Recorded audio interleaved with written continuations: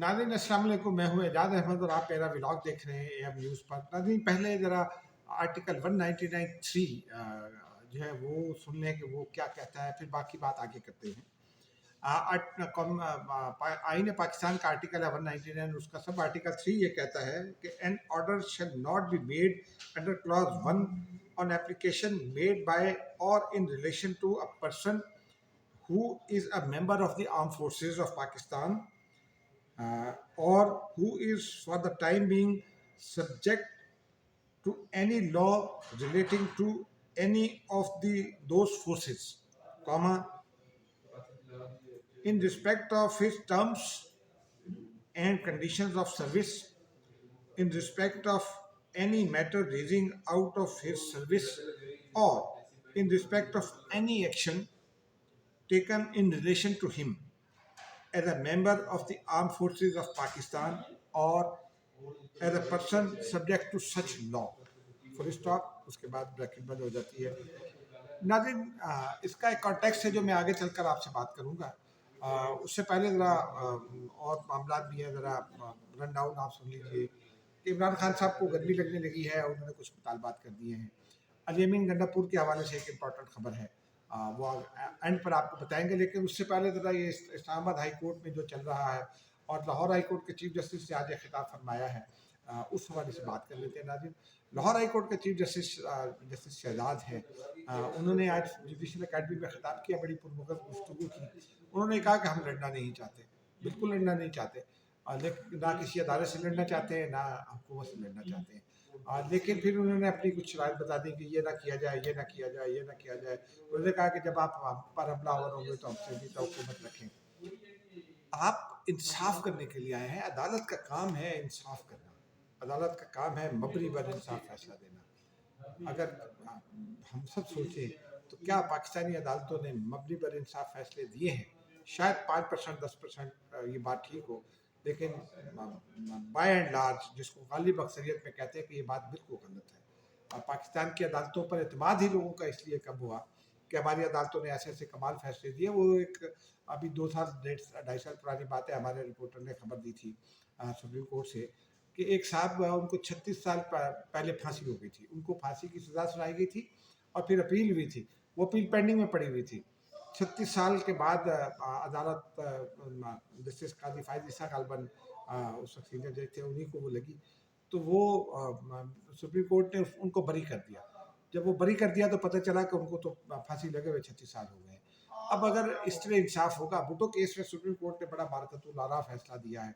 Islamabad high court ने कई फैसले बहुत अच्छे दिए हैं। डॉक्टर शीरी मदारी को गिरफ्तार किया था, रात को इस्लामाबाद हाई कोर्ट खुल गई थी। इमरान रियाज को गिरफ्तार किया था, रात को खुल गई थी Islamabad high court, justice Akhtar Minallah साहब ने किया, खोली थी।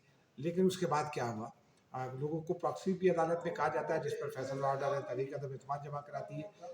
डॉक्टर जब्बार को एक बार सुप्रीम कोर्ट में जिससे खड़ा करके लाइव नशर की गई थी, उस वक्त वीडियो बनवाई गई थी, वो भी मुनासिब नहीं थी।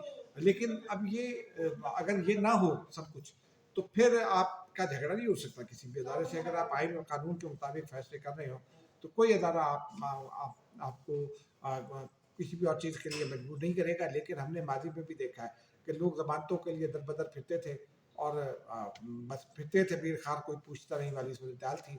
लेकिन अब वही मामला ज़रा उलट गए हैं। कुछ लोगों का तो ये कहना है कि शायद इमरान खान साहब जो हैं वो चूँकि कुछ लोगों के ख़िलाफ़ थे, उनको कई नाम दिए थे, तो अब उनको जो है वो वकला के ज़रिए अदालतों में रगेदा जा रहा है। और ये अगर बात दुरुस्त भी हो तो ये अफसोसनाक बात होगी।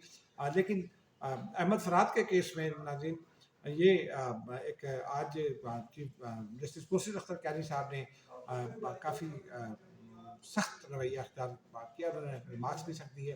उनको बताया गया कि इस्लामाबाद हाई कोर्ट में या सुप्रीम कोर्ट में और अदालतों में जजेस के रिमार्क्स जो हैं जो दिए जाते हैं उनको नशर करने या उनके टिकट देने पर टीवी पर और ख़बर शाये करने पर पाबंदी आयद कर दी है पैमरा ने। तो उन्होंने फौरी तौर पर ये ऑर्डर कर दिया कि अगली समाअत लाइव होगी। यानी वो हमारे एक दोस्त हैं, बहुत सीनियर हैं। एक बार उनसे मैंने पूछा, रहनुमाई के लिए कुछ सवाल किया था, तो उसके जवाब में उन्होंने एक बहुत शानदार बात मुझे बताई, रहनुमाई की। उनका ये कहना था कि अगर हुक्मरान कोई गलती करता है तो उसका खमियाजा कौम को भुगतना पड़ता है। لیکن جب جج کوئی غلطی کرتا ہے، کوئی غلط کام کرتا ہے، تو اس کا خمیازہ قوم کو تو بھگتنا پڑتا ہے لیکن ملک کو بھی بھگتنا پڑتا ہے. یہ ایک بنیاد کرکس ہے اس میٹر کا. لیکن بہرحال جسٹس صاحب کیانی صاحب نے آج پھر جب یہ عدالت لگی تو اٹارنی جنرل صاحب نے ان کو بتایا کہ احمد فرحات کو تلاش کرنے میں اور ریکوری میں کچھ ٹائم لگے گا. انہوں نے کہا ٹھیک ہے.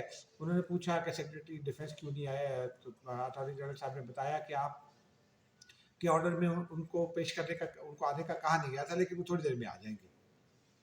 اس کے بعد پھر انہوں نے وہی بات کی کہ سیکٹر کمانڈر کے حوالے سے تذکرہ کیا، اور ساتھ ساتھ یہ بھی تذکرہ یہ بھی کہا کہ وہ میرے نزدیک ایک پولیس اہلکار کے برابر ہیں، اور پھر گاڑیاں جو ہیں وہ کیسے استعمال ہوتی ہیں یہ تفصیلات بھی دیں، اور یہ تفصیلات بھی دیں، اور یہ تفصیلات بھی دیں.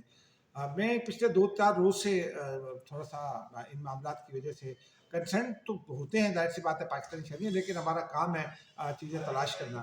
تو میں نے کسی جو ہے وہ سینئر جو ہیں لاء کو جانتے ہیں، کانسٹیٹیوشن کو جانتے ہیں، ان سے رہنمائی مانگی تھی. انہوں نے مجھے کہا کہ آرٹیکل 199 پڑھو، اور خاص طور پر اس کا پیراگراف آرٹیکل 199(3) پڑھو. کیونکہ میں نے ان سے یہ پوچھا تھا کہ ہم نے تو ہمیشہ یہ سنا ہے کہ آرم فورسز کو امیونٹی حاصل ہے اور انہیں عدالتوں میں نہیں بلایا جا سکتا، تو یہاں کیا صورتحال ہے؟ یہ جو میں نے آپ کو شروع میں آرٹیکل پڑھ کر سنایا وہ اسی مقصد کے لیے سنایا کہ 199(3) میں یہ کہہ دیا گیا ہے کہ کوئی ہائی کورٹ جو ہے وہ کسی بھی آرم فورس سے وابستہ آدمی کو بلا نہیں سکتی وہ جب وہ پرفارم کر رہا ہو اپنی ڈیوٹیز. ہاں اگر وہ کسی کرائم میں براہ راست ملوث اور پکڑا گیا ہے تو وہ ایک الگ بات ہے، اس کے لیے الگ سے لاز موجود ہیں، اور اس کو ٹرائی کیسے کیا جائے گا وہ بھی آئین اور قانون میں بہت واضح ہے. لیکن یہ جو امیونٹی ہے، اب کچھ لوگ آج میری حکومتی لوگوں سے بات ہوئی تو وہ یہ کہہ رہے تھے کہ اسلام آباد ہائی کورٹ یا ہماری عدالتیں جو ہیں وہ آرٹیکل 199 کے خلاف ورزی کر رہی ہیں، اس کے شق 3 کی یعنی کلاس 3 کی. تو یہ اگر یہ تاثر جائے گا اور مخالف صنف سے یہ تاثر آئے گا کہ اعلیٰ ترین عدالتی سطحوں پر اگر آئین کی خلاف ورزی ہو رہی ہے تو پھر کیا بنے گا؟ آئین کی خلاف ورزی ناظرین آپ کریں میں کروں اتنا افیکٹ نہیں ہوتا، لیکن اگر حکمران کرے گا تو اس سے زیادہ افیکٹ ہوتا ہے، لیکن اگر عدالت عدلیہ کرے گی تو اس سے زیادہ افیکٹ ہوگا. اب ذرا ناظرین آگے چلتے ہیں. اگلی ایک تو گزشتہ رات حکومت نے بلا جواز ایک پھڈا کھڑا کر لیا، اور رات 12 بجے کے قریب ان پی ٹی آئی کے ہیڈ آفس پر چڑھائی کر دی کہ جی یہ غیر قانونی ہے. بھائی اگر وہ غیر قانونی تھا تو آپ ایک نوٹس دیتے، نوٹس چسپاں کرتے وہاں. وہ پھر پتہ کہتے ہیں کہ جی پہلے تو یہ کہا کہ جی باڑ جو ہے یہ تجاوزات میں ہے. پھر کچھ اور بھی شکایات تھیں، پی ٹی آئی کے نام نہیں ہے یہ بھی کہا گیا. پی ٹی آئی کا یہ کہنا تھا کہ آج انہوں نے کچھ دستاویزات بھی دی کہ ارشد داد ہوتے تھے ان کے سیکریٹری جنرل، انہوں نے یہ ستائج نامی خاتون سے خود کو ٹرانسفر کرا لیا تھا. یہ نوٹس جو ہے ستائج صاحبہ کے نام ہے. تو ہمارے پاس تو ایک پوری ڈاکومنٹیشن موجود ہے. سی ڈی اے کچھ اور کہتی ہے، وہ کہتی ہے کہ ڈاکومنٹیشن جو ہے یہ مکمل نہیں ہے، یہ مینیج کی گئی ڈاکومنٹیشن ہے. ہم 2020 سے ان کو نوٹسز کر رہے ہیں. اعلیٰ وزیر طارق صاحب نے سینٹ کو بتایا کہ اوپر کی جو 2 منزلیں بنی ہیں وہ نقشے کے بغیر بنی ہیں. جب وہ بن رہی تھی تو اس وقت سی ڈی اے کہاں تھی؟ چاہے وہ پی ٹی آئی کی حکومت تھی بے شک، لیکن کیا سی ڈی اے کا کام یہ نہیں تھا کہ اس غیر قانونی کام کو روکتی؟ میرے گھر میں اگر چھجا آدھا فٹ دور ہو تو سی ڈی اے بناتے ہوئے ہی آ جاتی ہے کہ اس کو توڑیں، تو یہاں کیوں نہیں آئی؟ اور میرے گھر میں اگر بغیر نقشے کی کوئی چیز بن رہی ہو تو سی ڈی اے فوراً پہنچ جاتی ہے، یہاں کیوں نہیں پہنچی؟ یہ بڑا سوال ہے. حکومتوں کو ذرا برداشت سے کام لینا چاہیے. یہ بات درست ہے کہ مجھے کسی نے بھیجی ایک ٹی وی چینل کی خبر، 2019-20 میں مسلم لیگ نون کے سیکریٹریٹ کو اسی طرح بند کیا گیا تھا جب عمران خان صاحب کی حکومت تھی. تو کیا یہ ضروری ہے کہ دوبارہ ایسا کیا جائے؟ ٹٹ فار ٹیٹ میں تو جواب نہیں دیا جاتا پولیٹیکل ٹرمز میں. سیاستدان کا کام ہے راستے نکالنا، انتقام دینا سیاستدان کا کام نہیں ہے. حکومت اگر یہ نہ کرتی تو اس کے لیے نیک نامی میں اضافہ ہوتا. اب ذرا ناظرین وہ خبریں سن لیں. عمران خان صاحب جو ہیں وہ ان کو گرمی لگی ہے، اور انہوں نے جیل ذرائع یہ بتاتے ہیں کہ انہوں نے مطالبہ کر دیا ہے کہ انہیں اے سی فراہم کیا جائے. وہ یہ بھی کہتے ہیں کہ اگر جیل کام نہیں کریں گے ہمیں اجازت دے دی جائے، ہم اے سی خود ہی لگوا لیں گے. اب وہ جیل میں جس سیل میں رہتے ہیں وہ 7 سیلز پر مشتمل ایک سیل ہے.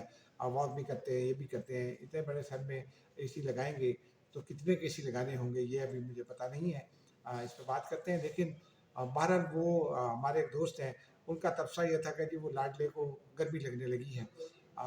یہ لاڈلے کا تاثر بھی جو ہے یہ عدالتوں کی وجہ سے پیدا ہوا ہے. وہ گڈ ٹو سی یو کہا تھا ایک چیف جسٹس صاحب نے. بہرحال لیکن اس سے جو اگلی خبر ہے ناظرین وہ زیادہ بڑی خبر ہے. پی ٹی آئی گزشتہ 2 روز سے شکایت کر رہی تھی اور رائٹلی شکایت کر رہی تھی. وہ یہ کہہ رہی تھی کہ جی علی بن گنڈا پور کی apex committee S I F C کی جو ایپکس کمیٹی ہے اس میں نہیں بلایا گیا, اور اس میں اب سے کوئی گھنٹہ پہلے 1.5 گھنٹہ پہلے کی اطلاع ہے کہ ان کو بلا لیا گیا ہے, انوائٹ کر لیا گیا ہے, دعوت نامہ بھیج دیا گیا ہے.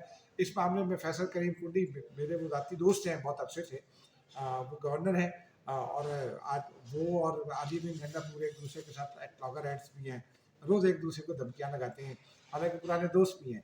لیکن فیصل کریم کنڈی نے رول پلے کیا, انہوں نے حکومت کو سمجھایا, ٹاپ لیول تک میسیجنگ کی, اور انہیں قائل کیا کہ جو ہے وہ علی بن گنڈا پور کو انوائٹ کر لیا جائے. حکومت نے دعوت نامہ ان کو بھیج دیا, علی بن گنڈا پور پر ہے کہ وہ آئے نہ آئے.